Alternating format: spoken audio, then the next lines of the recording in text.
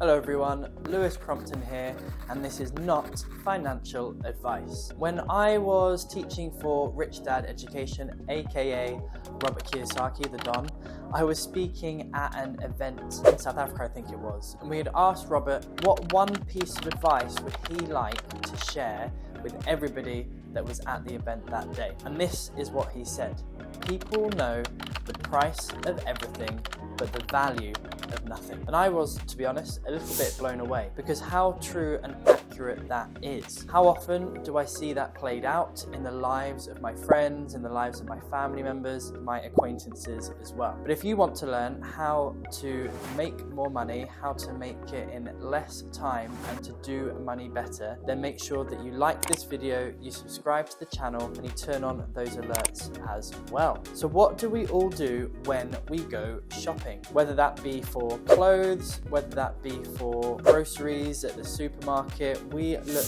at items that we want and we do kind of like a mental calculation. We think, can I afford that? Do I have enough money in my bank account for that item or items? Do I have enough space on my credit card for that? Some of you may be asking. Now, those are the questions we ask ourselves rather than the important questions, like, is this item going to add value to my life? Am I going to get sufficient use or joy out of this item? Is this item going to make me any money or just take money away from me? Some slightly different questions there that we might want to be asking. Now, obviously, you should be able to afford it. That's a given. However, just because you can afford something doesn't mean you should buy it. For example, I absolutely love a Chinese takeaway, to the point where I actually think I'm a little bit addicted, marginally obsessed, and I'm thinking about it even now for dinner. And I think about getting a Chinese delivery to my house pretty much every day at the moment. I don't know what's going on, I just love it. And I'm in a position where I can afford that. However, should I afford that? Should I put my money in that direction repeatedly, over and over, just because I can, just because I have a desire for it, just because I keep telling myself I deserve it, because I've worked hard for it, I've been working all day, I deserve a Chinese takeaway. Do I?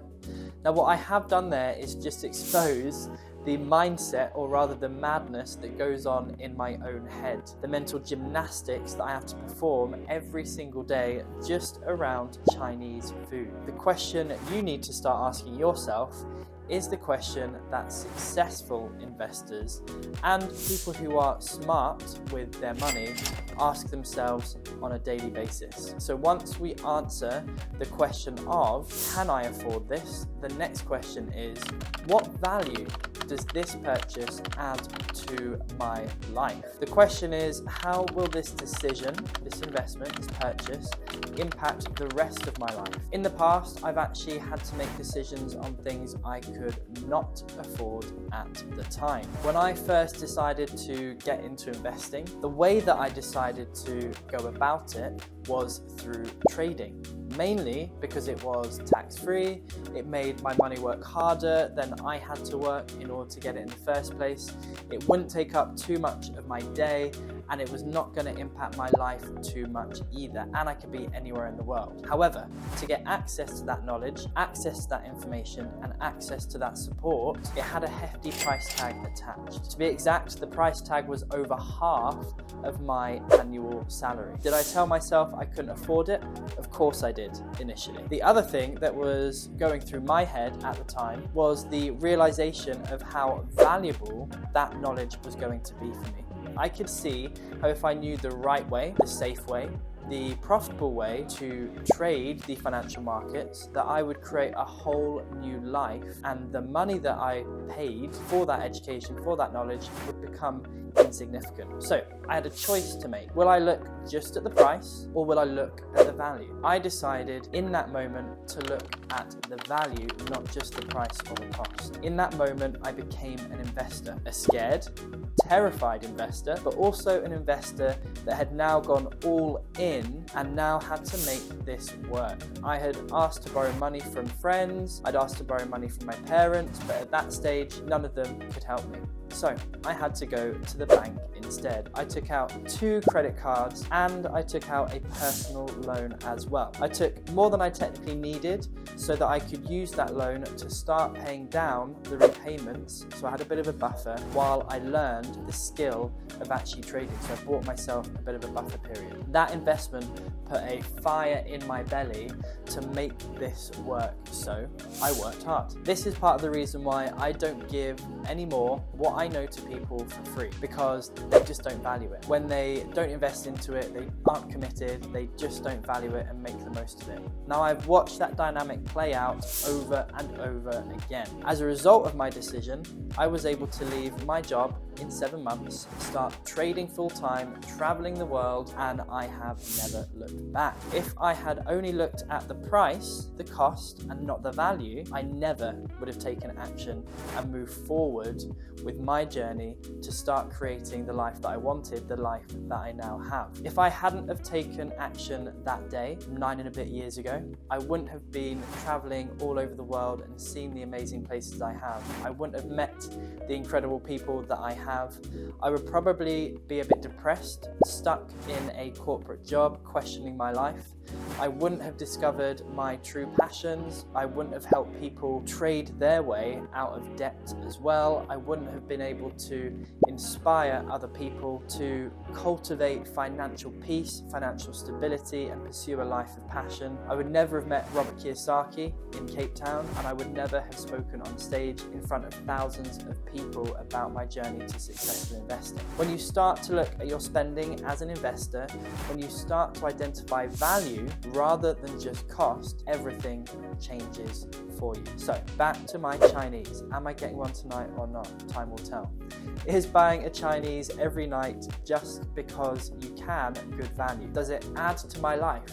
Does it lead to more money, to me making more money? No, it doesn't. Every now and then, having a Chinese takeaway or a splurge is fine. Every night, though, would have a negative effect on my health. It would have a negative effect on my mood and on my motivation. It would have a negative effect on my future finances. There is a fantastic book, actually, called The Richest Man in Babylon. Now, I would highly, highly recommend this book to every single person watching this video. The premise of this book is really that the wealthiest person is not the person who earns the most. The wealthiest person is the person who keeps the most money. It's not about just making it, you have to keep it and maintain it. The reason I believe in that principle is because the wealthiest people I know are all investors. If you have a great career with a fantastic income, then how are you putting that money to work for you now? After you've made it, what's it then doing? How are you establishing a base for your future? How are you creating a financial legacy for your family, for your loved ones after you are gone? Because that comes for all of us. Now, I've never had an incredible salary from a job, but I have managed to create a financial foundation that I can pass on to my kids and that they can then pass on to their kids. Not just assets, but also skills and knowledge. So start thinking like an investor. Look at what value your spending is bringing to you. If it isn't boosting your health, if it isn't boosting your wealth and your happiness, then consider keeping that money in your pocket just for now. We are all investors, we just don't realize it. Every pound that you spend will bring you either more or less of something. So spend wisely. And if you want to learn more about how to do money better, how to make more of it in less time, then make sure you like this video, you subscribe to the channel, and you turn on those alerts to know when the next videos are coming out. My name is Lewis Crompton, and this is not financial advice.